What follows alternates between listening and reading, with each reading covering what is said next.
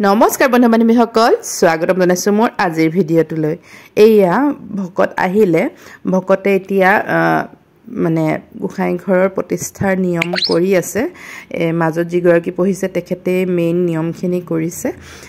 video' ইমান বেছি ভালকে দেখুৱাব নোৱাৰিলো কাৰণ মই ভিতৰৰ কামত ব্যস্ত আছিলো আৰু খুৰাৰ লৰা ধুনেহে অকনমান কৰি দেখুৱাইছে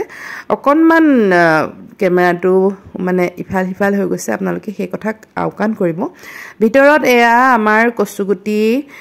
এক মানে টিভি লগাই ভিতৰতে থৈ দিয়া হৈছে নহলে হি একদম ৰাস্তাত পাইগৈ গেট খোলা আছে যেহেতু ভকত আহিছে হেতু কাৰণে গেট খোলা আছে কাৰণে হি ডাইৰেক্ট বাহিৰ পাই যায়গৈ সেই কাৰণে তাক একদম কম্পিউটাৰ লগাই বহাই থোৱা হৈছে এতিয়া ভকতৰ মানে নিয়মখিনি যেহেতু হৈ গল তাৰ পিছত এয়া সেৱা লৈ আহিছে এয়া 2 নম্বৰ সেৱা যেহেতু প্ৰথম ভকত আহিছিলে ভকত আহোতে ভকত সেৱা কৰা হৈছিলে কিন্তু আপোনালোকে জানে মই বিজি হৈ আছো এটো কাৰণে সকলো ভিডিও কৰা নহল তাৰ পিছত এয়া ভকতে ভাগৱত প্ৰতিষ্ঠা কৰাৰ পিছত আমি সেৱা লৈছো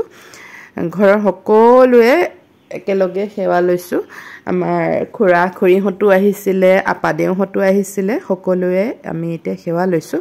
ইয়াৰ পিছত ভকতক চাহ দিয়া হ'ব ওৰে চাহ বাকিছে দেই ওইফালে পায়স হেৰি কৈছে মাই নাই চাহ দেখা দিয়া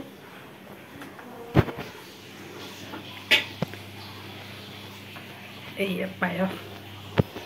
এফালে চাহ খাই ভকতে মানে নাম ললে নাম প্ৰসংগ কৰিলে তাৰ পিছত তেওঁলোকে মানে যি গৰাকীয়ে মেইন ভাগৱত প্ৰতিষ্ঠাৰ নিয়ম ভাগ কৰিছিলে তেখেতে আমাক বুজনি দিছে যে আজিৰ পৰা কোনো কাৰণতে বন্তি গছ নুমাব নোৱাৰিব ৰাতিপুৱা গধূলি সদায় তোমালোকে বন্তি গছ জ্বলাবা সেই কথা তেখেতে আমাক বুজাইছে তাৰ পিছত প্ৰসাদ বিতৰণ হল আৰু এতিয়া আমাৰ সিদ্ধ বিতৰণ হৈ আছে মা পুৰা লাগিছে আমাৰ যেহেতু অকণমান বেয়া লাগে মেখেলা সেখেলা কেনেবাকে লাগি গলে কিবা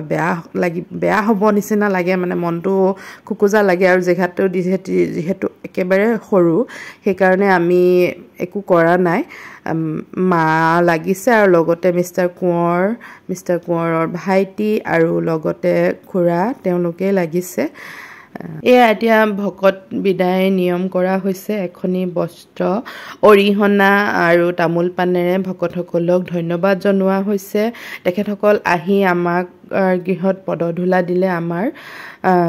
গোসাই ঘৰৰ প্ৰতিষ্ঠাৰ নিয়ম ভাগ ইমান সুন্দৰকৈ কৰিলে তাৰ বাবে তেওঁলোকক ধন্যবাদ দিয়া হৈছে আৰু তেখেতসকলৰ আশীৰ্বাদ লৈ আছো যাতে ভৱিষ্যতে আমি এনেদৰে কৰ্ম কৰি যাব পাৰো ঈশ্বৰৰ কৰ্মত আমাৰ মানে যিমান পাৰো আমি ঈশ্বৰৰ কৰ্ম কৰিব পাৰো আজিৰ ভিডিঅ'টো বৰ বিশেষ নাছিল আজিৰ ভিডিঅ'টোত আমাৰ ভাগৱত প্ৰতিষ্ঠাৰ নিয়মখিনি আপোনালোকক দেখুৱালো আশা কৰো ভিডিঅ'টো আপোনালোকে ভাল পালে যদি ভাল পালে এটা লাইক আৰু এটা কমেন্ট কৰি দিব ধন্যবাদ